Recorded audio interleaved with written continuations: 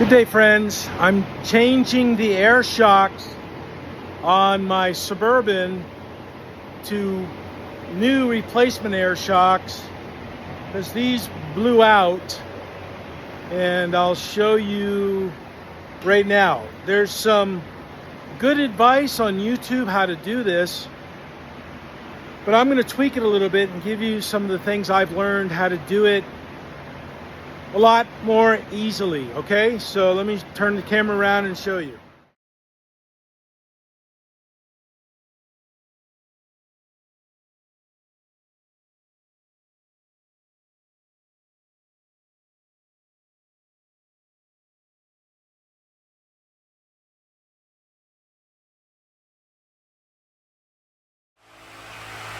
Hey friends, I'm back after 2 days. Sorry for the long delay. The rear shocks are in, the front shocks are out. I'm gonna go get a spring compressor and do the fronts next. But I just wanted to highlight a couple things to do and not to do if you're going to change your rear shocks on your LTZ Suburban, Tahoe, LT, or Cadillac Escalade, GMC, Yukon XL, any of these vehicles, a GMT 900 series truck, if they have the rear air shocks. So it's much easier to put it on the lift, remove the spare tire, remove this heat shield, because up there, that blue wiring connector has to be removed from the frame, and you need a 1/2-inch drive, 18 millimeter socket with a 6 or 12-inch extension. Go in there, and then the same size on the outside here. You're going to need an 18 millimeter wrench on the outside. Take them both off.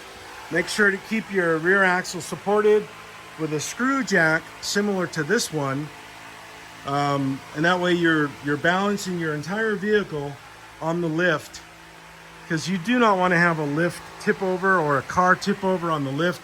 That would be a big disaster. So avoiding that at all costs by doing something like you see here.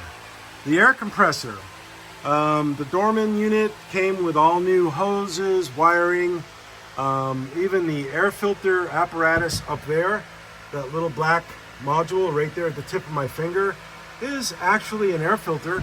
So it's good to change that. So it's got a new tube, redo the wire, just unconnect the connector and connect it back in place. And you've got something that works.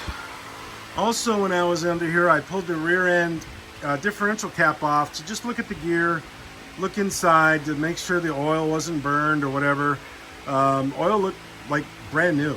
So whomever owned this vehicle before, they did very good maintenance on it, which I'm so glad. I got this thing for a really good price. So I'm going through it and just checking stuff out while I'm up here. Might as well do it. So put the cap back on, bought some new fluid, filled it up, put the Posi rear end differential additive to it, because this is a computer lockup rear end. It's got some kind of a lockup mechanism in there. So we'll just drive on, make that happen. So now, here comes the interesting part. This right here is one of the front shocks. And I'm going to show you outside just what happened. It's better to show and talk and just show you all what the deal was. As I said, I don't have a spring compressor, and I don't feel like doing this. So I'm going to hire a guy to do it. Just change them out while I can do stuff here that people are paying me to do. So anyway, so put an 18 millimeter socket on the other shock just to loosen up this nut. Of course, I'm careful. I know that if I loosen it up all the way, this spring is going to catapult out and create a very dangerous situation. So I loosened it up with the impact driver on this one, just a little bit to get it moving. Put some penetrating oil on that nut. The other one, this one right here, this nut was locked up in place. so I had to use my special hole-through socket system, put it on here, and then I wrapped a strap around the spring, around the table, and put a pipe on it and broke this. Once I broke this a little bit, then I put the impact driver on it, and then the entire thing exploded faster than my eyes could register. Okay, and thank God I put the ratcheting strap on this spring, going through and under my table right here. So I brought that up here in the top to secure it in place, the spring, to keep the shock body from lifting up out of the vise. Because I had to put the hole through socket right here to break it, and I used the pipe as a cheater bar to break it free, and then used this very powerful DeWalt tool, impact driver, to remove it.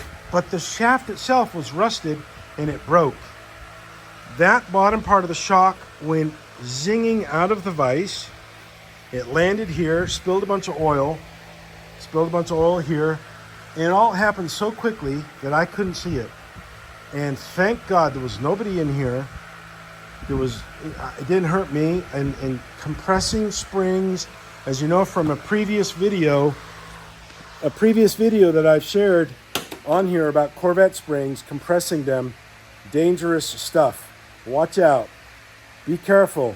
Be careful. Oh, and did I say be careful? Folks, be good. Be happy. Have a great day. Have a great weekend coming up.